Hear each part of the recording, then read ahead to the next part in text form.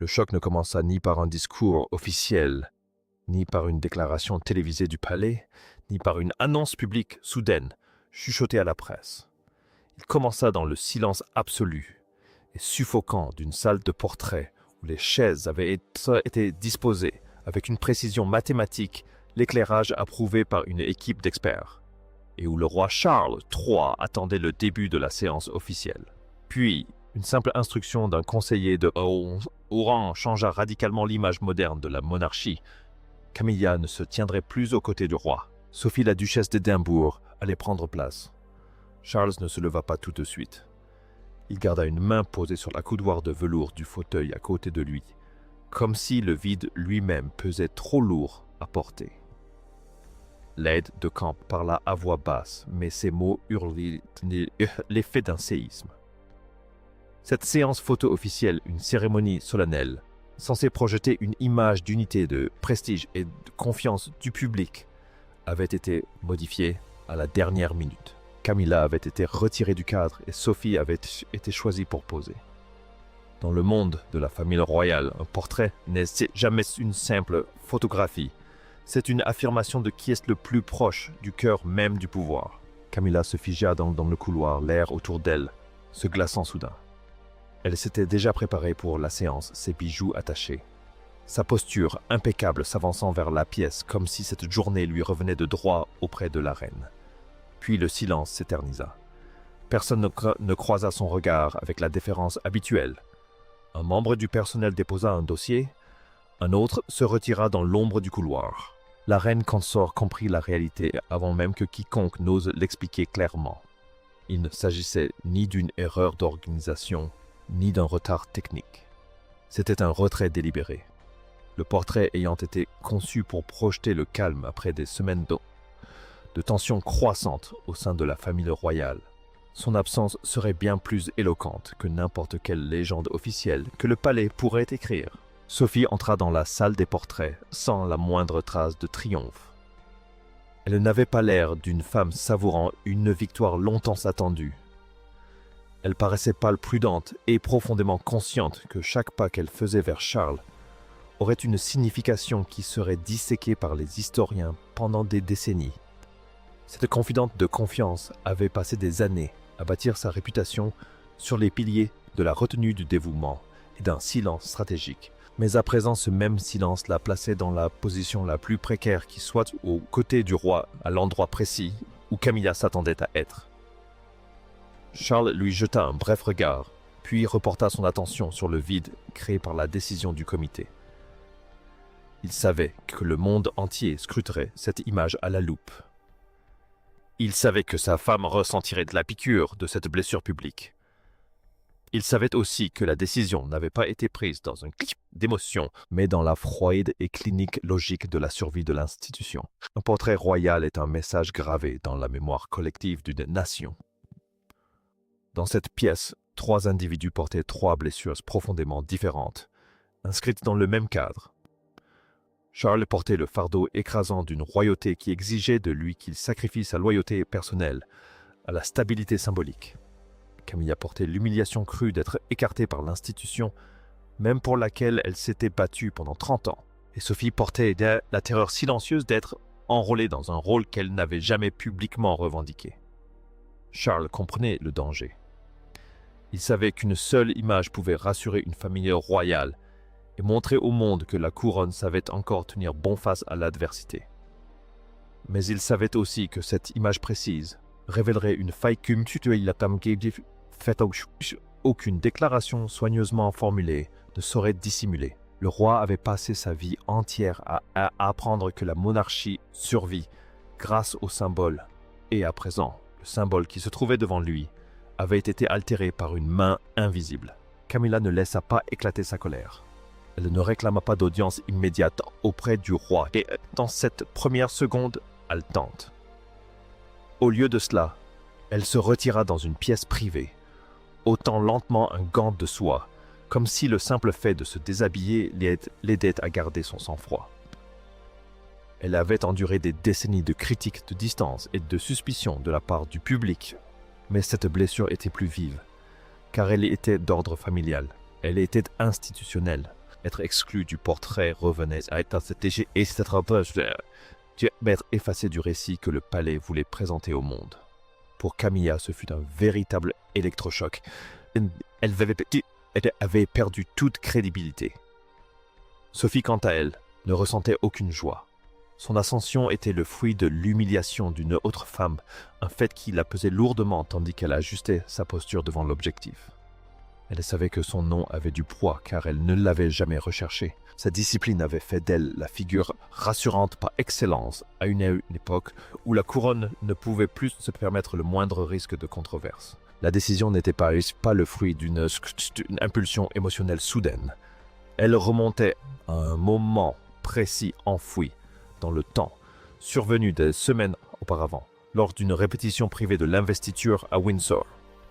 C'était une répétition générale, un moment d'une grande importance, où chaque mouvement obéissait à une hiérarchie stricte. Pendant la répétition, Camilla s'était avancée avant Sophie, interrompant le sacro-saint ordre de préséance devant les principaux conseillers et officiers militaires. Ce détail infime avait visiblement perturbé Charles.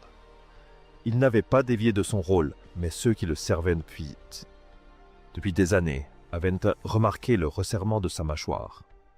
L'expression « perturbation de l'ordre de préséance » fut employée dans les notes du palais qui suivirent. Mais la vérité sur le plan émotionnel était que le rythme de la maison royale avait été bouleversé. Le pas de Camilla était minime en distance, mais immense par sa portée symbolique. Lors de la répétition précédente, la réaction de Sophie avait été diamétralement opposée. Elle avait baissé les yeux et reculé sans un mot de protestation, faisant preuve de dignité là où une confrontation aurait été catastrophique. Ce silence n'était pas un manque de pouvoir, il en était de la manifestation. C'était du calcul de la retenue et de la loyauté condensée en une seule décision maîtrisée. C'est à ce moment précis que la confiance de Sophie envers l'institution s'est consolidée. Alors que l'initiative de Camilla incitait le comité des portraits à la prudence, le recul de Sophie leur fournissait l'argument nécessaire pour la placer aux côtés du roi. Lorsque Camilla comprit enfin que cette décision était une correction directe de son comportement, à Windsor, sa confusion fit place à une lucidité implacable. On la corrigeait sans prévenir, sa présence étant jugée trop imprévisible. C'est pour l'image que la monarchie se devait de projeter du monde sceptique. La confrontation qui suivit ne se déroulait pas devant les caméras. Elle eut lieu derrière les lourdes portes dorées d'un salon privé. Camilla entra la première blessée mais digne. Sophie suivit intense et silencieuse. Entre elles se dressait le portrait, non comme un objet physique mais comme un verdict. Camilla resta debout, refusant de s'asseoir, comme si la force de son dos était la seule chose qui l'empêchait de s'effondrer sous le poids de son propre déracinement. C'était elle-même qui avait demandé cette conversation. Dehors, Charles attendait avec un seul aide, gardant délibérément ses distances. Il savait qu'entrer dans la pièce n'apaiserait pas les tensions. Cela ne ferait que révéler l'incapacité du roi à gérer sa propre maison. Dans le milieu royal, être exposé était l'échec suprême. Camilla parla d'une voix tranchante comme une lame. Elle déclara à Sophie que la place de roi auprès du roi ne lui revenait pas de droit. Pas dans ces circonstances, et certainement pas par une directive.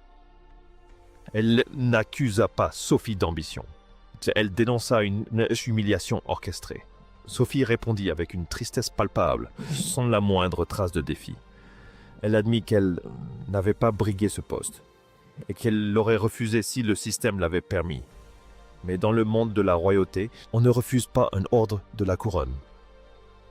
Cette prise de conscience changea l'atmosphère. Camilla comprit que Sophie n'était pas responsable de sa souffrance. Le pouvoir venait d'une force supérieure, la Meninda, invisible, de l'institution, prête à déplacer ses plus hauts responsables sans leur demander leur avis. La directive sur le portrait était une instruction interne officielle définissant un message symbolique. L'argumentation contenue dans le dossier était d'une logique implacable. La couronne avait besoin de discipline et de continuité. Il lui fallait une figure incarnant le fondement factuel du service sans les futilités de la controverse. Sophie était le choix institutionnel. Charles avait lu le dossier seul dans son bureau, fixant l'expression « très étonné de ça ». Présence stabilisatrice privilégiée, jusqu'à ce que les mots perdent tout leur sens. Il comprenait la nécessité politique, mais en tant qu'époux, le prix à payer était vécu comme une trahison. Il était un homme pris entre deux rôles incompatibles, contraint d'accepter que sa femme soit devenue un obstacle au récit que le palais devait construire pour sa propre survie. Au début de la séance, un assistant retira discrètement la fiche de Camilla de la table, un détail infime qui scella la décision. Il n'y aurait pas de volte-face de dernière minute.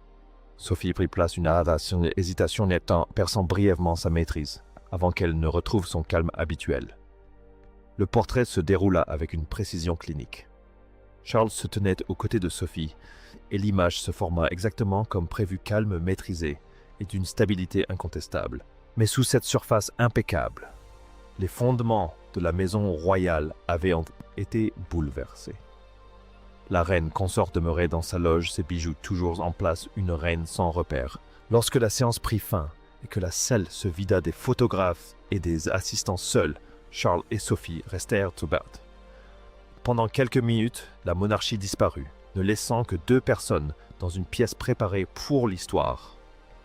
Charles rompit le silence, le premier sa voix manquant de l'autorité d'un roi et empreinte de lassitude. Il admit n'avoir jamais voulu que cette journée ait des allures de punition. Sophie, privilégiant l'honnêteté au confort, lui expliqua que le devoir exige souvent le silence, là où l'émotion exige de s'exprimer. Elle ne se présenta pas comme une victorieuse, mais comme une nécessité. Charles comprit alors que le sang-froid de Sophie, lors de l'incident de Windsor, était devenu la référence à laquelle tous les autres étaient désormais comparés. Le lendemain matin, le palais ne maîtrisait plus le récit. Le portrait avait fait le tour du monde, s'affichant sur les tables du petit déjeuner et les écrans numériques comme un coup de tonnerre. La légende officielle évoquait service et unité, mais le public ne voyait qu'une absence. La femme aux côtés du roi, titrait un grand quotidien londonien, un encadré plus court soulignant l'éviction de Camilla. L'interprétation fut immédiate et unanime. L'équilibre des pouvoirs était bouleversé. Devant les grilles du palais, la foule se rassemblait, non pour protester, mais pour comparer cette nouvelle image aux précédentes. Point de besoin de déclaration, le symbole était là. Camilla a survécu à la tempête médiatique, comme toujours grâce à un silence impénétrable. Elle n'a pas exigé d'explication. Elle a simplement tourné la page. Mais la lucidité qu'elle a acquise était plus froide que n'importe quel conflit. Elle comprenait que si la monarchie protégerait son titre, elle ne protégerait plus son orgueil, si celui-ci menaçait l'image du souverain. Sophie, quant à elle, a poursuivi son travail sans la moindre satisfaction. Dans un récit privé conservé aux archives royales, elle notait qu'elle n'avait jamais recherché le centre, mais seulement la stabilité de l'institution. Sa présence aux côtés de Charles n'était pas le triomphe d'une personne, mais celui de la discipline. Au final, ce portrait ne fut pas retenu pour les vêtements qu'il portait, ni pour la pièce où il se trouvait. Il le fut pour avoir révélé la plus ancienne et la plus brutale vérité de la monarchie. L'amour peut façonner le foyer, mais la confiance façonne la couronne. Charles avait été contraint de labourer le jardin de sa propre vie, d'éliminer les mauvaises herbes de l'imprévisibilité, afin d'assurer à la génération suivante un terreau stable. Il avait choisi la réalité du service de Sophie plutôt que l'illusion dorée d'un couple uni. Il en résulta le portrait d'un roi solitaire, même entouré, un homme conscient que l'histoire interpréterait sa décision comme un devoir. Un angle crépusculaire de cet événement réside dans la prise de conscience que la monarchie est un système qui finit par consumer l'individu au nom du symbole. La blessure profonde de la répétition à Windsor avait été cicatrisée par le bruit de la séance photo. L'absence de Camilla avait révélé les tensions autrefois dissimulées et Sophie était devenue le symbole du calme dont la couronne avait le plus besoin. La monarchie avait choisi son langage de survie, ni romance, ni ressentiment, mais un devoir visible et inflexible. Merci d'avoir regardé. N'oubliez pas de liker et de vous abonner et on se retrouve pour une prochaine vidéo.